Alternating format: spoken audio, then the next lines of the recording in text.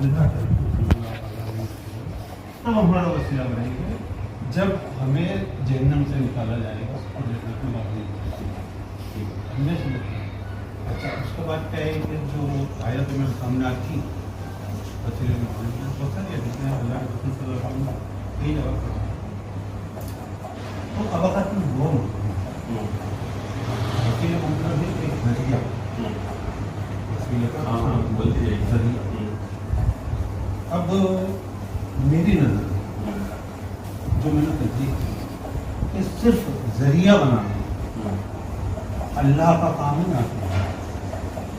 اچھا اگر اس کو کوئی فائدہ ہمیں پہنچانا ہوگا تو وہی ذریعہ بنا کے وہ فائدہ پہنچائے. وہ چاہے تو کچھ بھی کر سکتا لیکن ہم اس سے مانگنے کے لیے اس کو ذریعہ نہیں بنا سکتے. ہم ڈائریکٹ اس سے مانگ سکتے قریب. اس کی بھی تفسیر میں نے بہت اچھی طریقے سے پڑھی ہے کہ جب پوچھیں تمہارا تو یہ وسیلے کا مطلب کئی معاملہ کی نظر میں کچھ نہیں ہوگا اس لیے ان سے ملاقات. میں ابھی بھی نہیں سمجھ پایا کہ آپ کا اعتراض کیا کیونکہ آپ ایک میری نظر میں آپ یہ کہہ رہے ہیں میری نظر میں میری نظر میں میری نظر میں. تو پہلی بات تو یہ کہ ہماری اور آپ کی جو نظر ہے وہ کیا ہے. آپ کی نظر بھی کوئی اہمیت کی حامل نہیں ہے اور میری نظر بھی کوئی اہمیت کی حامل نہیں ہے. میری نظر کیا چیز ہے؟ کوئی چیز نہیں ہے. ہمیں دیکھنا یہ ہے کہ اسلاف کا راستہ کون سا ہے کیونکہ قرآن نے ہم کو کہا ہے اہدنا الصراط المستقیم صراط الذین انعمت علیہم. ٹھیک ہے تو ہماری نظر تو نہیں چلے گی نا. یہ میری نظر تو کوئی چیز ہی نہیں ہوتی. آپ کہیں گے میری نظر میں کل کو کوئی آدمی آ کر اٹھ کر کہے گا کہ یہ اذان کے اندر فلاں چیز غلط ہے میری نظر میں. کوئی کہہ دے گا کہ نماز مطلب جو ہے 3 رکعت ہونی چاہیے میری نظر میں. تو اس کی نظر یا آپ کی نظر یا میری نظر یا اس کی نظر یا اس کی نظر کیا چیز ہوتی؟ کوئی چیز نہیں ہوتی. اصل ہوتا ہے اسلاف کا طریقہ جو کہ ہمارا جو مذہب ہے. دیکھیے دنیا میں بے شمار مذاہب ہیں تو ہر مذہب کا ایک طریقہ ہے کہ کوئی کسی کو بھی فالو کر لے. ان کی مذہب میں یہ کوئی مطلب نہیں جس کی جو مرضی ہو وہ کرے وہ وہی رہے گا اس طرح کا. اسلام اس طرح نہیں ہے. اسلام نے اصول دے دیا ہے کہ آپ کو فالو کرنا پڑے گا. کس کو؟ قرآن کو. اطیعوا اللہ واطیعوا الرسول واولی الامر منکم. 3 چیزیں بتا دی ہیں.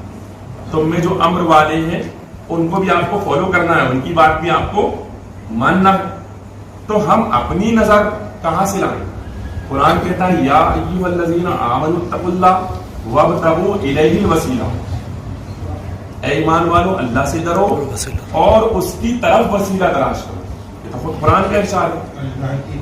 اللہ کی طرف وسیلہ بالکل اللہ کی طرف ذریعہ تلاش کرو. ہاں بے شک. اور ہمارے لیے ذریعہ کیا ہے؟ قرآن ہے, ہر نیک عمل ہے, وہ سب ذریعہ ہے. تو وسیلہ ہو گیا. ابھی تو آپ کہہ رہے تھے ہے ہی نہیں وسیلہ, اب ہم مان گئے. نہیں ہاں اپن دعا میں ہاں جب مانگے تو کیا وسیلہ لینا ضروری ہے کہ ڈائریکٹ اپن اللہ سے مانگے؟ ڈائریکٹ اللہ سے مانگے اگر کوئی بندہ اور اللہ تبارک و تعالیٰ دینے پر بے شک قادر ہے, اس میں کوئی انکار نہیں ہے. لیکن اگر کوئی وسیلہ لگائے تو اس میں کیا حرج ہے, کیا غلط ہے جب اللہ خود کہہ رہا ہے؟ بس یہی بات ہے. ہاں یہی بات کیا کہ وسیلہ اگر اپن لگاتے ہیں تو اب وہ صحیح ہے کہ غلط ہے؟ بالکل صحیح ہے. اس لیے کہ حضرت عمر فاروق اعظم رضی اللہ تعالیٰ عنہ کی سنت ہے وسیلہ لگانا. ڈائریکٹ وہ بھی مانگ سکتے تھے.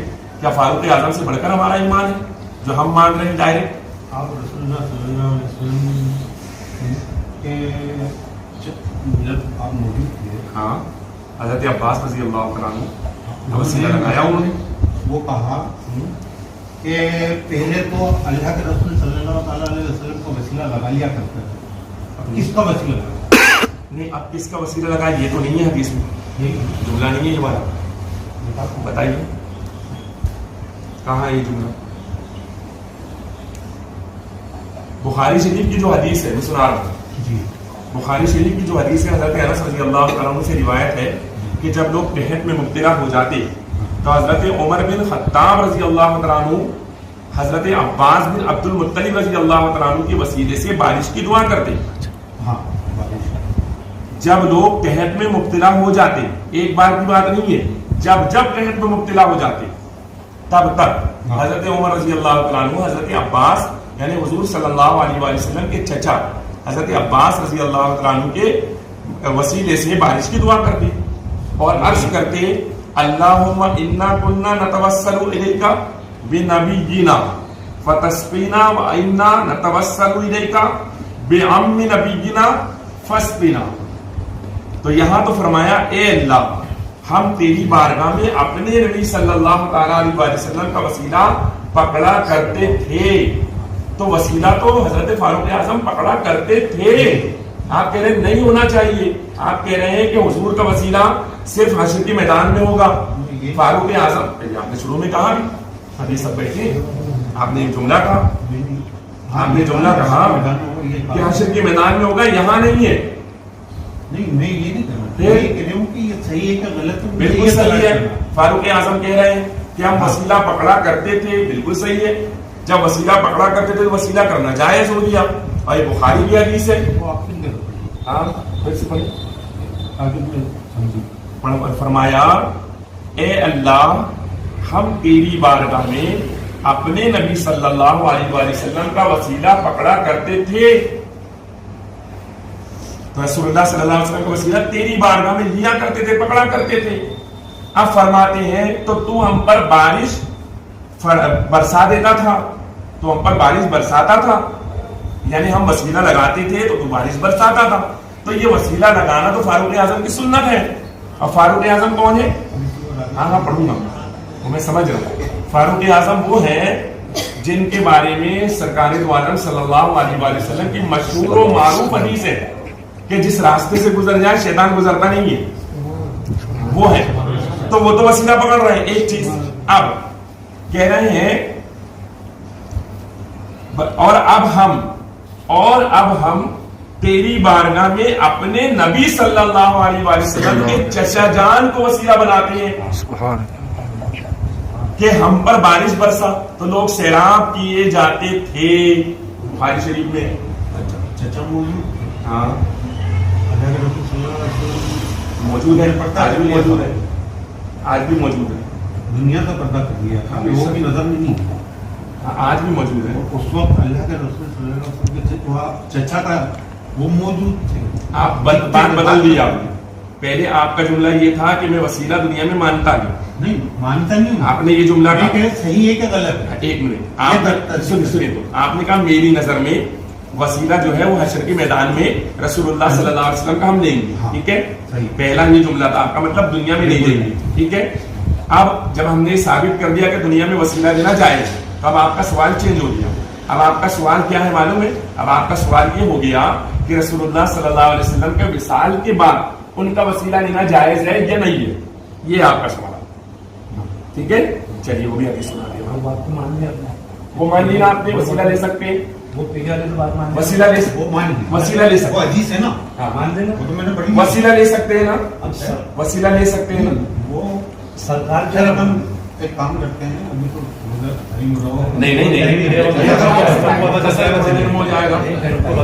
وسیلہ لے سکتے ہیں کہ نہیں لے سکتے ہیں؟ حدیث سے ثابت ہونا وسیلہ لے سکتے ہیں. اس حدیث سے ثابت نہیں ہے. اب آپ دوسری چیز اس حدیث سے کیا ثابت نہیں ہے؟ تو کیا چچا موجود تھے اس لیے ان کا وسیلہ ذریعہ. تو اس حدیث سے کیا ثابت ہوا کہ وسیلہ لے سکتے ہیں نا زندے کا؟ یہی ہوا نا, یہی چاہ رہے ہیں نا کہ مطلب ابھی حیات ہے تو ابھی وسیلہ لے سکتے ہیں, اگر انتقال ہو جائے تو اب وسیلہ نہیں لے سکتے, یہی کہنا چاہ رہے ہیں. ٹھیک ہے. اب اگر ہم حدیث سے یہ ثابت کر دیں کہ حیات کے بعد بھی وسیلہ لینا جائز ہے تب سوال ہو جائے گا نا بھائی. سبحان اللہ, سبحان اللہ.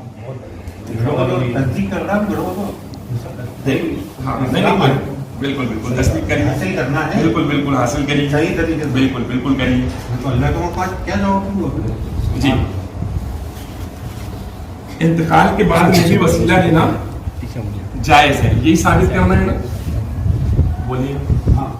یہی ثابت کرنا ہے کہ انتقال کے بعد بھی وسیلہ لینا جائز ہے. ٹھیک ہے. دیکھیے پہلے میں ایک حدیث سنا رہا ہوں ترمذی شریف کی, اس کے بعد ایک اور حدیث سناؤں گا, دونوں حدیثیں سن لیجیے.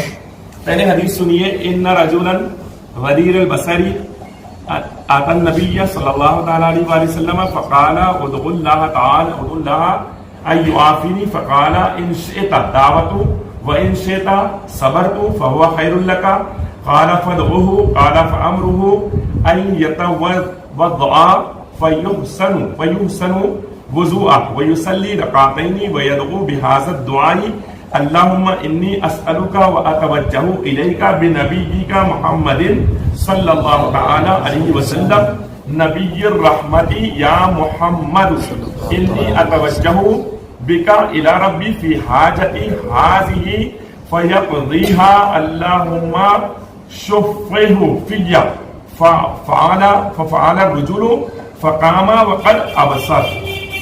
ترجمہ حضرت عثمان بن حنیف رضی اللہ تعالیٰ عنہ سے روایت ہے ایک اندھا آدمی حضور صلی اللہ علیہ وسلم کی خدمت میں حاضر ہوا اور عرض کیا کہ آپ اللہ سے دعا کریں کہ وہ مجھے آنکھ والا بنا دے. حضور صلی اللہ علیہ وسلم نے فرمایا اگر تو چاہے تو میں تیرے لیے دعا کروں اور اگر تو چاہے تو صبر کر لیں کہ وہ تیرے لیے بہتر ہے. یہ جو حاضر ہوئے یہ صحابی ہے, یہ جو حاضر ہوئے یہ صحابی ہے. مطلب صحابی نماز پڑھ کر ڈائریکٹ مان سکتا تھا اللہ سے, اور میں اللہ کی قسم کھا کر کہتا ہوں کہ دنیا کے تمام لوگوں کی نمازیں ایک طرف اور صحابی کی نماز ایک طرف. تو صحابی کی نماز یقیناً اللہ کی بارگاہ میں مقبول نماز ہے. تو مقبول نماز ہونے کے باوجود صحابی پوری دنیا کے مسلمانوں کو عقیدہ دے رہا ہے, وہ یہ کہ میں اللہ سے ڈائریکٹ نہیں مانگ رہا ہوں. صحابی کا عقیدہ ہے میں اللہ سے ڈائریکٹ نہیں مانگ رہا ہوں, میں رسول اللہ کی بارگاہ میں آیا ہوں اور میں حضور سے کہہ رہا ہوں. اب حضور نے فرمایا صبر کا تو تیرے لیے بہتر ہے, اور اگر تو چاہے تو عرض کیا کہ دعا فرما دے, مجھ سے صبر نہیں ہو رہا. تو حضور نے اسے حکم دیا کہ اچھا وضو کر, یہ حدیث کے الفاظ ہیں, اور 2 رکعت نماز پڑھ اور یہ دعا کر. دیکھو دعا کے لفظ, اے اللہ میں تجھ سے مانگتا ہوں اور تیری طرف محمد صلی اللہ علیہ وسلم کے وسیلے سے توجہ کرتا ہوں.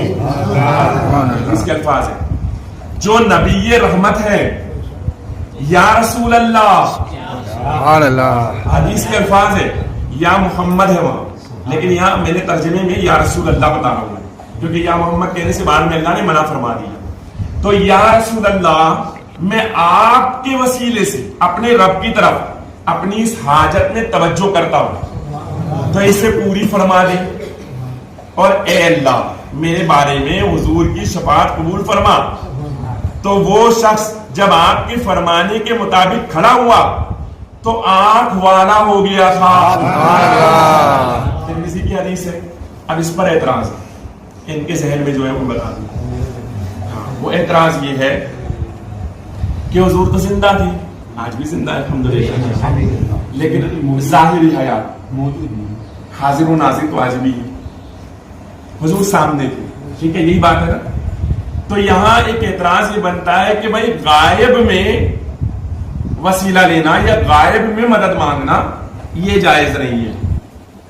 سامنے اگر بندہ ہو تو مدد مانگنا غائب میں نہیں ہے. یہی بس یہی اعتراض ہے اور کچھ بھی نہیں. میں حدیث بھی سناؤں گا اس پر, لیکن پہلے اسی حدیث کے اندر سے ہمارا عقیدہ دے دوں. اسی حدیث میں سے پہلے اسی حدیث میں سے عقیدہ دے دوں, پھر اس کے بعد میں حدیث سناتا ہوں. غائب میں مدد مانگنا یہ منع ہے ان کے کہنے کے مطابق. مطلب وسیلہ اگر لگایا تو سامنے ہو تو لگا سکتا ہے, غائب ہو تو نہیں لگا سکتا. ٹھیک ہے.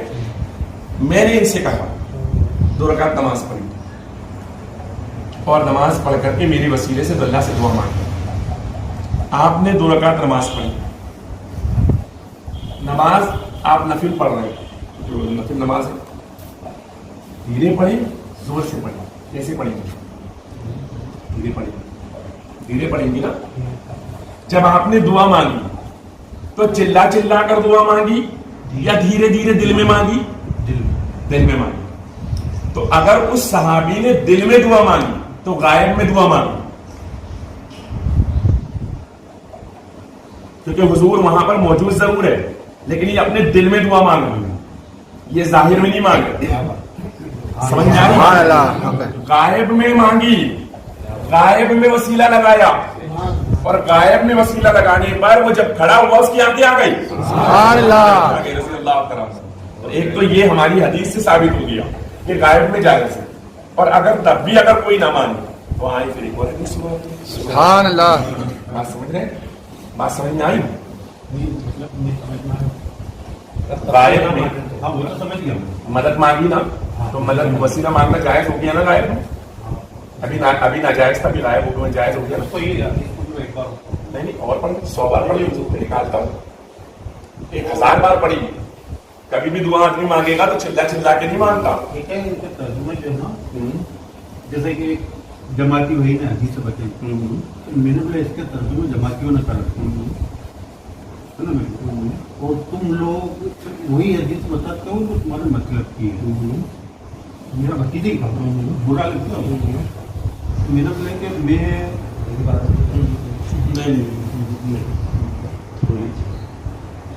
آپ تو سننی ہے مسئلہ, آپ کا جماعت نہیں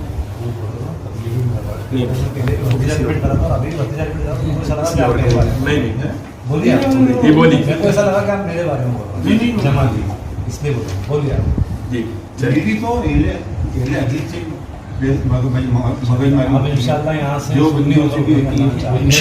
انشاءاللہ. ایک بات پہ میں ختم کرتا ہوں. چلیے بتائیے, میں حدیث سنا رہا تھا نا آپ کو, سنیں گے نہیں حدیث؟ ہاں ایک اور حدیث ہے, یہ تو حدیث ہو گئی وہاں کی. پھر حضرت عثمان بن حنیف رضی اللہ تعالیٰ, صحیح حدیث, بعد وصال صحابی کا حضور کو ندا کرنا, پکارنا, وسیلہ بنانا, سب صحابی کا. حضرت شیخ الاسلام علامہ سید زینی دہلان مکی رحمۃ اللہ تعالیٰ, یہ مکہ شریف کے ایک بہت بڑے عالم گزرے. 1304 ہجری میں آپ کی وفات ہوئی. 1304 ہجری میں اپنی مبارک کتاب الدرر السنیہ فی رد علی الوہابیہ میں فرماتے ہیں, امام ابو بکر بن ابی شیبہ استاذ امام بخاری و امام مسلم کے استاذ نے اپنی مصنف یعنی اپنی کتاب میں, اور امام بیہقی نے دلائل النبوہ میں بسند صحیح بطریق ابو معاویہ عن الاعمش عن ابی صالح عن مالک دار رضی اللہ تعالیٰ عنہ سے روایت کرتے ہیں. کیا عہد معادلت مہد فاروقی میں ایک بار قحط پڑا. کب؟ حضرت فاروق اعظم کے زمانے میں قحط پڑا. ایک صاحب یعنی حضرت بلال بن حارث مزنی صحابی رضی اللہ تعالیٰ عنہ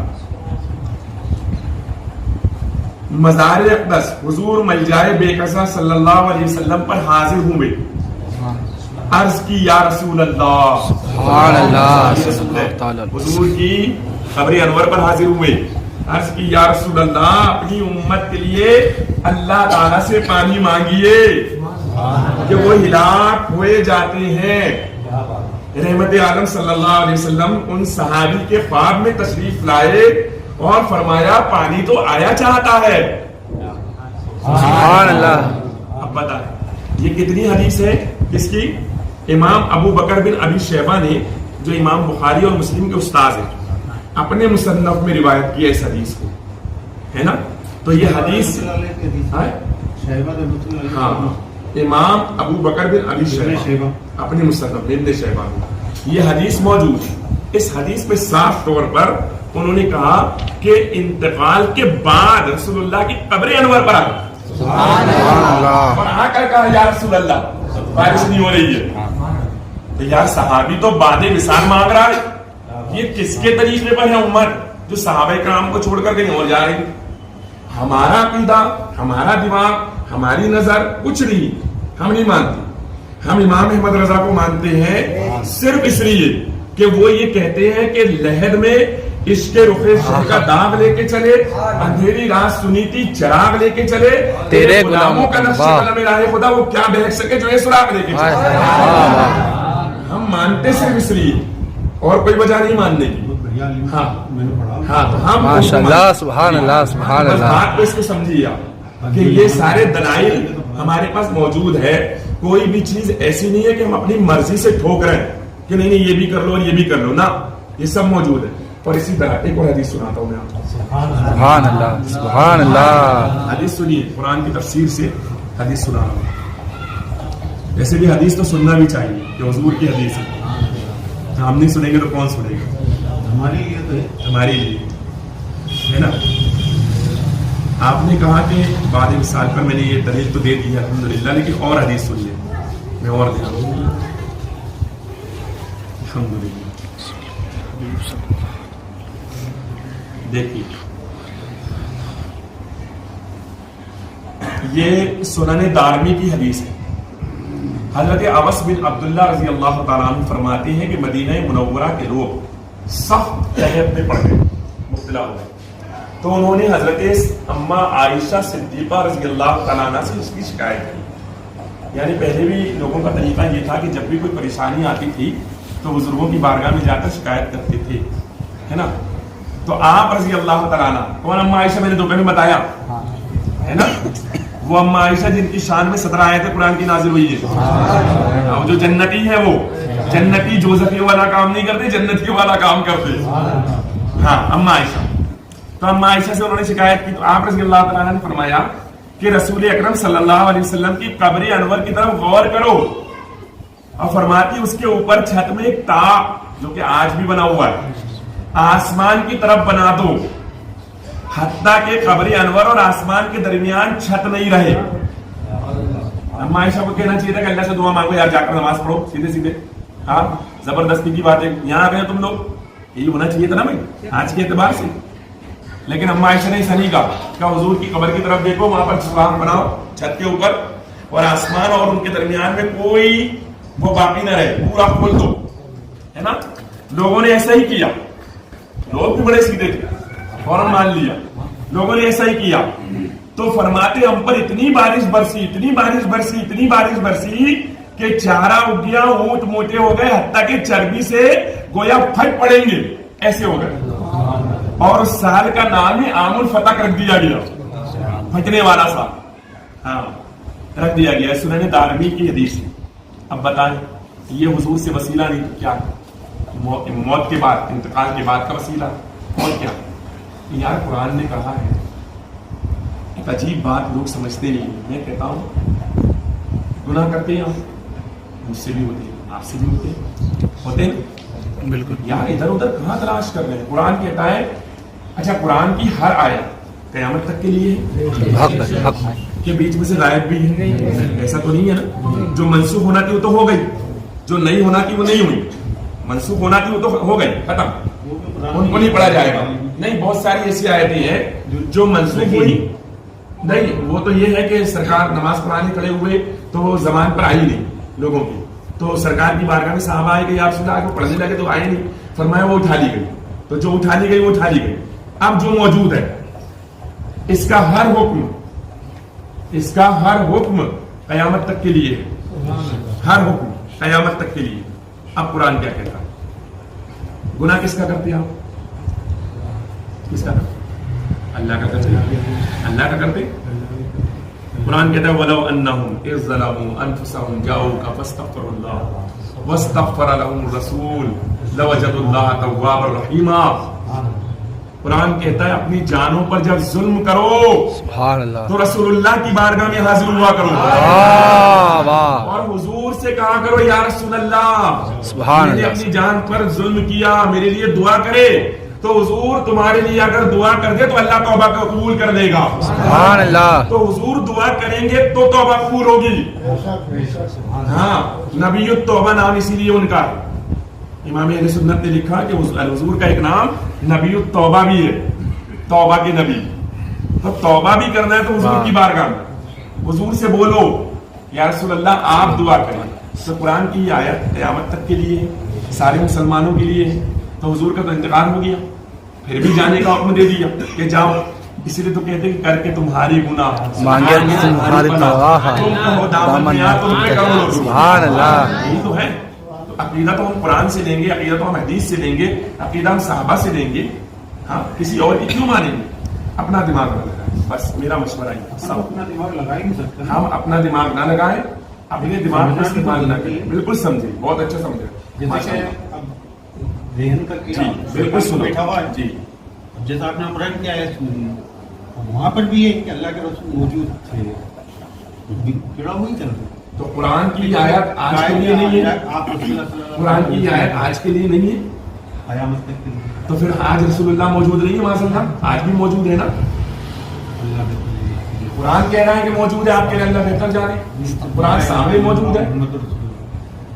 अल्लाह के सिवा कोई मोहम्मद नहीं और आप अल्लाह के रसूल सल्लल्लाहु अलैहि वसल्लम हैं। हाँ तो है ना, तो है ना, तो है तो सही है। हयात के लिए लेकिन वो है रिसालत। अच्छा वहाँ कुरान में कहाँ लिखा है कि जब तक हुजूर जिंदा रहेंगे तब तक गुनाह करना तो उनकी बारगाह में आना नहीं है ना, तो अपना दिमाग क्यों लगाए भाई, जब अल्लाह ने कह दिया बारगाह में जा तो जा, बात खत्म। तो यही तो इसी की तो तस्दीक कर रही हूँ मुझे। अब सवाल ये है कि भाई बारगाह में जा, अब सवाल पैदा होता है हर आदमी मदीना नहीं जा सकता, तो अब गुनाह करे तो क्या करे, तो कुरान ने तो कहा इन्ना अरसलना का शाहिदा, रसूलुल्लाह हाजिर व नाजिर है, तो लौ लगा ले हुजूर की तरफ, हाजिर व नाजिर है वो, कुरान कह रहा है। हाँ तो ये 26वां पारा सुनिए, हाँ ये मैंने डिक्शनरी में लफ्ज देखा था हाँ शहीदा शाहिदा शाहिदा या और वाह एक ऐसी चीज है जिससे फर्क करना गवाह उसके हकीकी मायने है गवाह, गवाह गवाह कौन होगा, गवाह वो होगा जो उस वक्त मौजूद होगा और जिसने देखा होगा। एक मिनट, तो गवाह कौन होगा, वही जो मौजूद होगा जो या तो हाजिर होगा या तो नाजिर होगा, जिसने देखा होगा। या तो देखा होगा या मौजूद होगा, दो चीजों में से एक चीज, या तो हाजिर होगा या तो नाजिर होगा। हाजिर यानी मौजूद, नाजिर यानी देखने वाला, तो गवाह कौन होगा, हाजिर या नाजिर, हाजिर या नाजिर।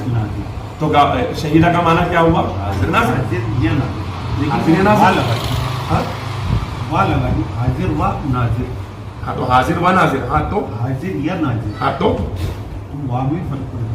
तो यही तो हम कह रहे हैं, हम कब कहते हैं कि हुजूर मौजूद है, हम कहते हैं हुजूर हाजिर और नाजिर है, नाजिर है, या तो हाजिर है या तो नाजिर है।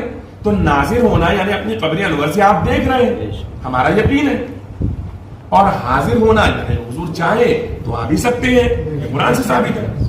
तो बात तो वही है ना, मतलब जो मैं कह रहा हूं ये आप कह रहे हैं। अब आपको एतराज वसीले पर पहले ये था, फिर आपने जो है इंतकाल के बाद वाला एतराज किया, वो भी हमने हल कर दिया। अब आपको एतराज अगर और किसी बात पर हो तो वो भी अमल कर दे। नहीं हदीस पढ़ूँ फिर आपको बता सकते हैं। जो आपने मुझे हदीस पढ़ी ना, ठीक है, आपके समझ में आया, जी अल्हम्दुलिल्लाह। समझने वाले के लिए मुश्किल नहीं होता है, वो यूं समझ लेगा, और अगर आपको उलझना हो तो बात अलग है, तो समझे फिर आप, आपके समझ में आया, समझ में आ ही जाएगा ना, आई ना बात, समझ में आई ना, क्योंकि हमने हदीस सुनाई, इल्म हासिल हमने कुरान सुनाया, उसके सामने आप कुछ भी कह के यकीन नहीं लाते, नहीं हमने कुरान सुनाया, हासिल कर दिया है उसको आप देखो नहीं।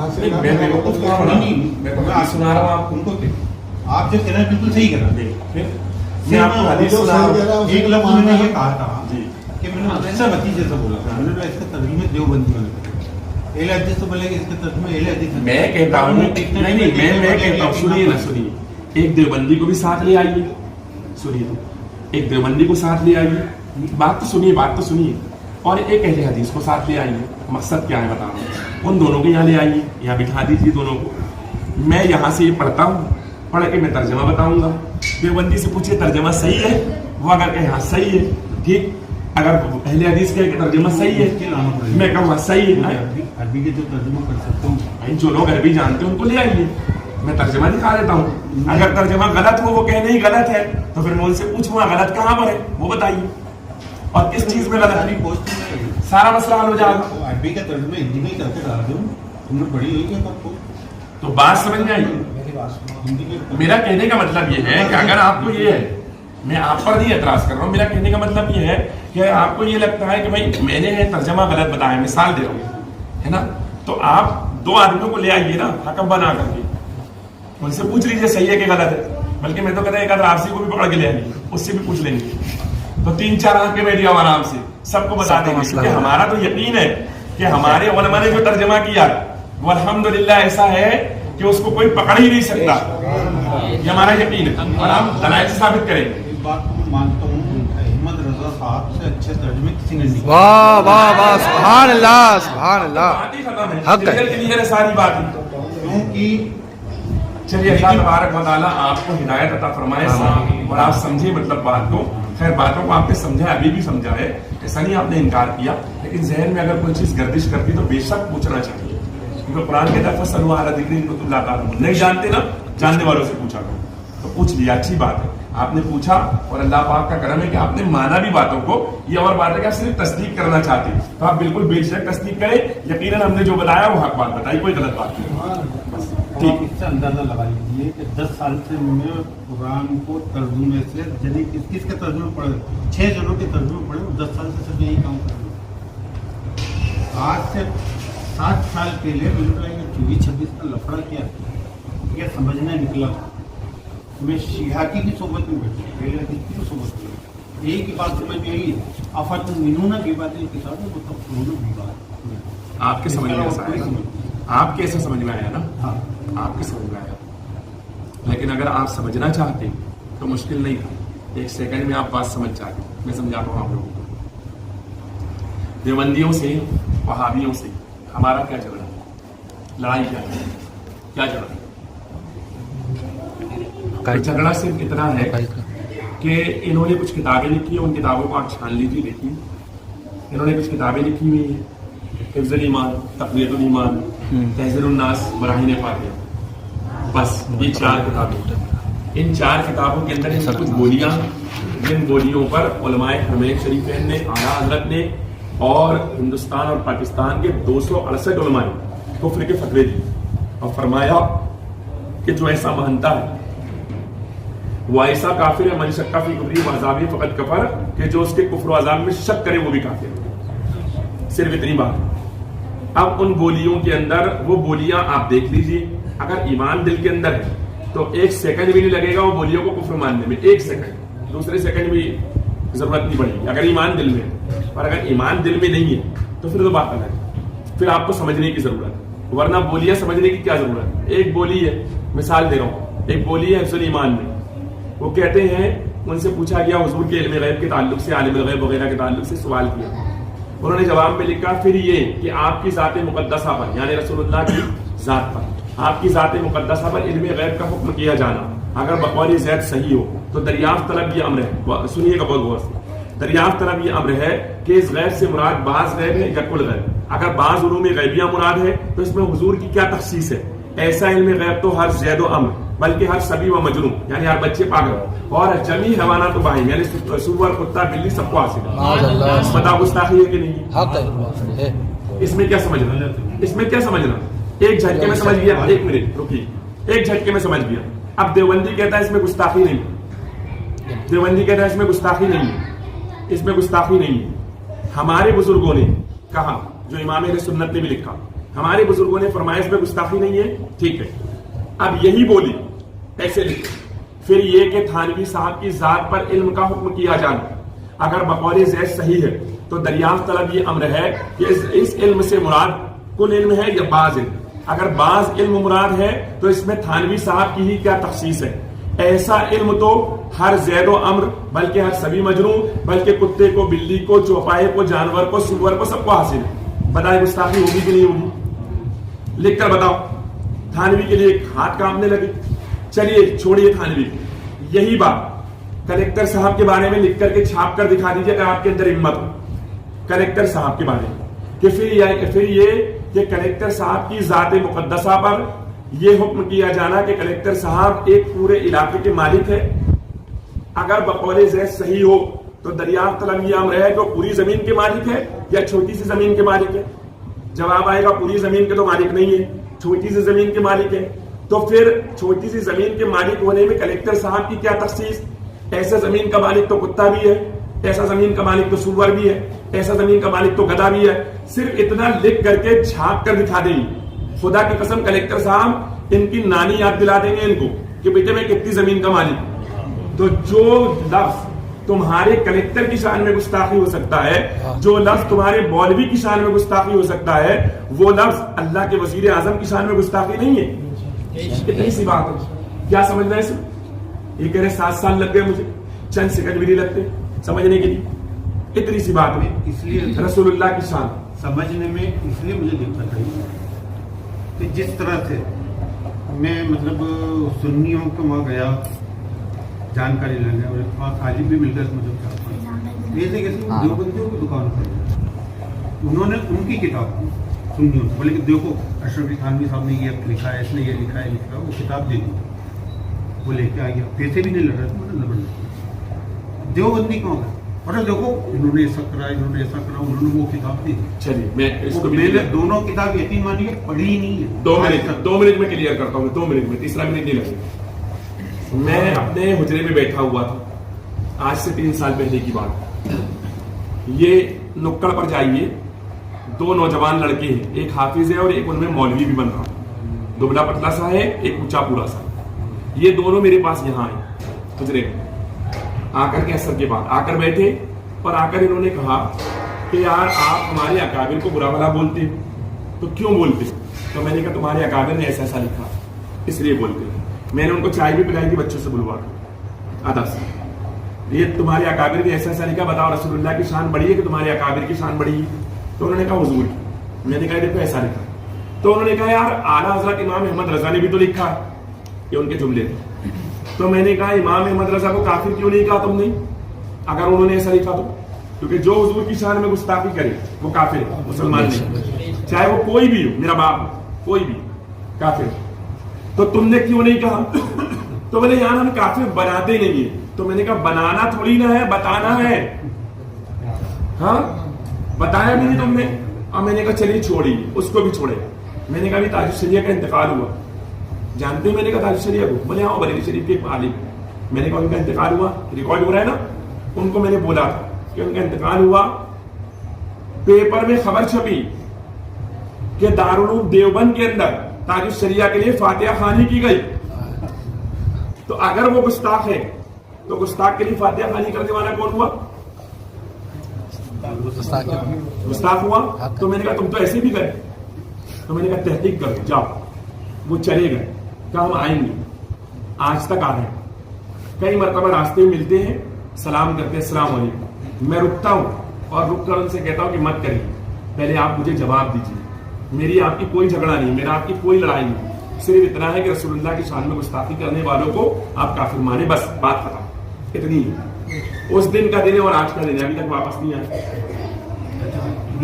ابھی نیٹ پر دیکھیے آپ، امتیاز پراموی نام کا ایک دیوبندی ہے، اس کو 3 مہینے سے لگے رہا ہوں۔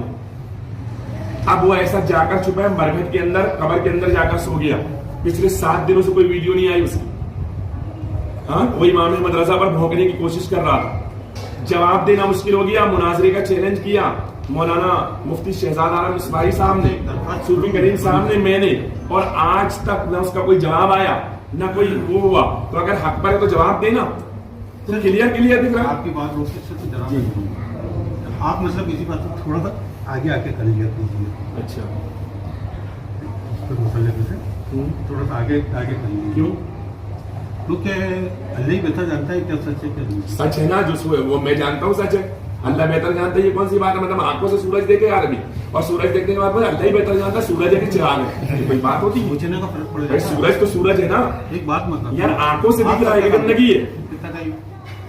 اگر یہ کہہ دیا جائے، سننا، اگر یہ کہہ دیا جائے کہ جب تم نماز پڑھو تو کوشش کرو کہ اللہ ہی کا خیال تمہارے دماغ میں آئے، یہاں تک کہ اللہ کے رسول صلی اللہ علیہ وسلم کا بھی خیال نہیں ہے۔ ہو ہی نہیں سکتی نماز، اب سننا، نماز ہی نہیں ہوگی، مسئلہ ہی حل ہو گیا، نماز نہیں ہے نا، ہوگی نہیں۔ تو آپ نے کہہ دیا، کیسے ہوگی بتاؤ؟ اب میری پوری بات ہاں سنا ہے نا، ظاہر ہے کہ جب اپن نماز پڑھتے ہیں ہاں تو سب کا خیال آتا ہے، اور پھر اپن پڑھتے ہیں ایھا النبی اے نبی صلی اللہ علیہ وسلم، کہاں پکار رہے ہیں اللہ کے رسول، تو خیال تو آئے گا، سب کا آئے یا نہ آئے، حضور کا آنا پڑے گا، لے کر آئیں گے، آئے گا نا، ہاں لے کر آئیں گے، آئے گا نہیں لے کر آئیں گے، اس لیے کہ جب ہم اللہ اکبر کہیں گے، کس نے بتایا؟ اللہ کے رسول صلی اللہ علیہ وسلم، تو خیال نہیں آئے گا۔ جب ہم ثنا پڑھیں گے، کس نے بتایا؟ خیال نہیں آئے گا۔ جب ہم درود پڑھیں گے، الحمد شریف پڑھیں گے، کس نے بتایا کہ اللہ ایک ہے؟ خیال نہیں آئے گا، خیال لانا پڑے گا، حضور کے خیال کے بغیر نماز ہو ہی نہیں سکتی۔ ہاں اور یہ عجیب حال ہے کہ حضور کا خیال الگ ہے، اللہ کا خیال الگ ہے. اللہ کا اور حضور کا خیال الگ الگ نہیں ہے. اطیعوا اللہ و اطیعوا الرسول، اللہ کی اطاعت کرو، رسول کی اطاعت کرو. تو حضور کے بارے میں اللہ نے فرمایا من یطیع الرسول فقد اطاع اللہ، جس نے رسول کی اطاعت کی اس نے اللہ کی اطاعت کی. یہ ہے رسول اللہ. ہاں تو رسول اللہ کا خیال. عبادت کون کر رہا ہے؟ وہ تو اطاعت کی بات چل رہی ہے. آپ عبادت پر لے کے چلے گا، بتائیے. عبادت بھی تو کر رہا ہے. سوچیے آپ، نماز پڑھ رہے ہیں مطلب اللہ کی سب سے اول ہاں عبادت کر رہے ہیں. تو اطاعت تو حضور کی ہے. تو انہی کا طریقہ پر تو میں نے کب کہا کہ سجدہ حضور کو کر لو؟ تو اللہ کے رسول صلی اللہ علیہ وسلم تو فرماتے ہیں ہاں کہ جب نماز پڑھو تو اللہ ہی کا خیال رکھو. کہاں پر لکھا ہے بتائیں؟ انشاءاللہ بتا دوں گا. بتائیے. یہ ان کے اوپر رکھیے. میں آ جاؤں گا، آپ بھی یہ بتائیں رسول اللہ صلی اللہ علیہ وسلم نے کہاں فرمایا کہ صرف اللہ ہی کا خیال رکھے، کسی اور کا نہ رکھے؟ انشاءاللہ. ہاں اور یہ بھی بتائیں کہ اللہ کا خیال الگ ہے اور رسول اللہ کا خیال الگ ہے. دونوں خیال الگ الگ ہے. خیال نہیں، مقام اللہ. تو مقام الگ الگ، خیال تو ایک ہی ہے. بات تو خیال پر چل رہی ہے، مقام پر کہاں چل رہی ہے؟ بات مقام پر نہیں، خیال پر چل رہی ہے. تو بے شک تو خیال پر بات چل رہی، مقام پر نہیں چل رہی. بادس خدا بزرگ کوئی قصہ اللہ کے مختصر. سوا عبادت میں اللہ کے سوا ہم کسی کا بھی خیال نہیں لا سکتے. اچھا نماز پڑھتے ہیں تو خیال نہیں آتا حضور کا؟ جبھی کس کس کے آتے ہیں، کام دھندے کے بھی آتے ہیں، حضور کا نہیں آتا. وہی بھی آتے ہیں، کتے بلی کے بھی تو آتے پھر وہ سب اللہ ہے. لیکن کوشش یہ کرو کہ وہ خیال کو جھٹکو. اچھا وہ سب مطلب کتے کا آ جائے، بلی کا آ جائے، کام دھندے کا آ جائے، چلے گا. رسول اللہ کا نہیں. ہاں بس یہی معاذ اللہ. یہی سوچ ان کی ہے. اچھا یہ انہوں نے شروع میں کیا کہا؟ نام دیوبندی ہوں، نام سنی ہوں، لیکن سارے عقیدے دیوبندیوں کی، ساری باتیں دیوبندیوں کی. خیر بہرحال میں نے جو باتیں سمجھائی وسیلے پر سمجھ میں آئی. آپ تحقیق کریں گے، تصدیق کریں گے انشاءاللہ. تحقیق کریے پھر تصدیق کریں.